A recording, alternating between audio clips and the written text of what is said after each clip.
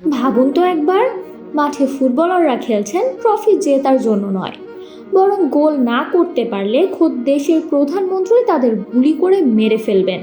কি এক ভয়ঙ্কর পরিস্থিতি! কি বিশ্বাস হচ্ছে না? অবিশ্বাস্য মনে হলেও এমনটাই ঘটেছিল 1934 সালে ইতালি বিশ্বকাপে, যেখানে মাঠের লড়াইটি খেলোয়াড়দের জন্য কেবল ট্রফি জেতার টুর্নামেন্টই ছিল না, বরং হয়ে উঠেছিল আক্ষরিক অর্থেই নিজেদের জীবন বাঁচানোর যুদ্ধ। ইতালির তৎকালীন ফ্যাসিবাদী একনায়ক ও প্রধানমন্ত্রী বেনিতো মুসোলিনি ফুটবলকে কেবল একটি সাধারণ খেলা হিসেবে দেখেননি, বরং এটিকে শক্তিশালী রাজনৈতিক প্রচারণার হাতিয়ার হিসেবে ব্যবহার করতে চেয়েছিলেন।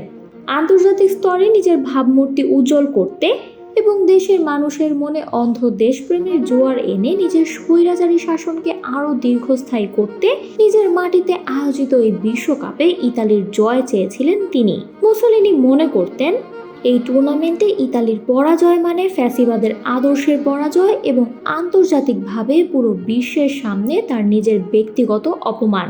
আর ঠিক এই কারণেই ফাইনাল ম্যাচের ঠিক আগে ইতালীয় দলের খেলোয়াড় ও কিংবদন্তি কোচ ভিত্তোরিও পোজোকে একটি বিশেষ ও সংক্ষিপ্ত বার্তা পাঠিয়েছিলেন তিনি, যার মূল কথা ছিল জিতবে অথবা মরবে।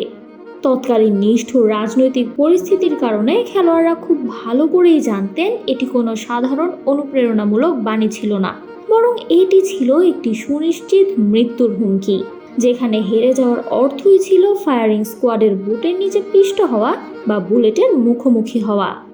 ফলে চেকোস্লোভাকিয়ার বিপক্ষে ফাইনাল ম্যাচে যখন প্রতিপক্ষ দল প্রথমে গোল করে এগিয়ে যায়, তখন স্টেডিয়ামে উপস্থিত হাজারো দর্শকের করতালির মাঝেও ইতালির খেলোয়াড়দের চোখের সামনে ট্রফি হারানোর চেয়েও বড় হয়ে উঠেছিল প্রাণ হারানোর চরম আতঙ্ক।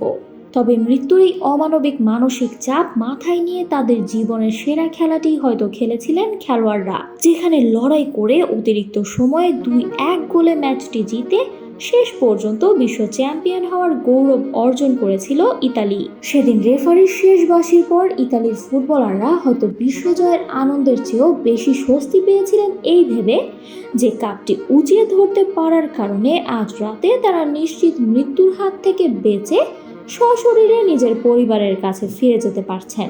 তবে আজকের দিনে বসে এই ঘটনা অবিশ্বাস্য মনে হলেও ইতিহাসের পাতায় এটি এমন এক ফাইনাল যেখানে ফুটবলারদের আসল পুরস্কার ট্রফি ছিল না, বরং আসল পুরস্কার ছিল তাদের নিজেদের জীবন। Samantha, beyond border sports. আরও আপডেট পেতে সাবস্ক্রাইব করুন আমাদের ইউটিউব চ্যানেল এবং ক্লিক করুন বেল আইকন। ফলো করুন টিকটক ও ফেসবুক পেজে।